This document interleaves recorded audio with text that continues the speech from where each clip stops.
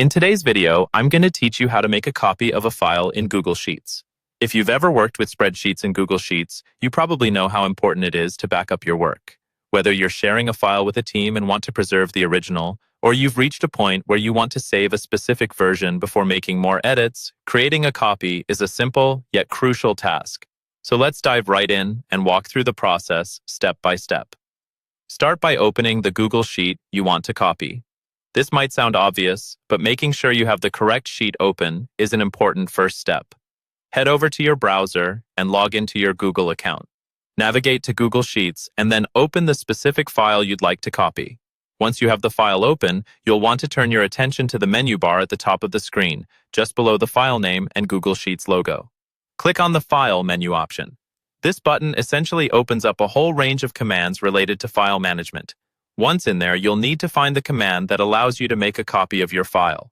When you click File, a drop-down menu will appear with several options. Within this menu, look for the option labeled Make a Copy. Clicking this option is the key action that will allow you to duplicate your current sheet. Sometimes the list of options can look overwhelming, but don't worry.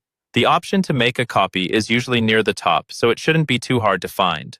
Once you click on Make a Copy, you'll be prompted with a dialog box.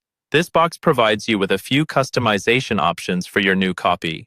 Here, you can rename the copy of your file to something that makes it easy to identify.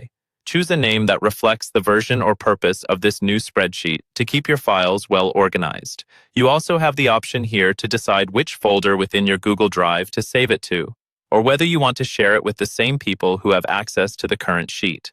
Choose any sharing preferences here if necessary. After you're done with these selections, confirm your action by hitting the OK button. With that, you'll have successfully created a duplicate of your original file. You can now continue your work, knowing you have a backup safely stored in your drive. And there you have it. Making a copy of a file in Google Sheets is as straightforward as that.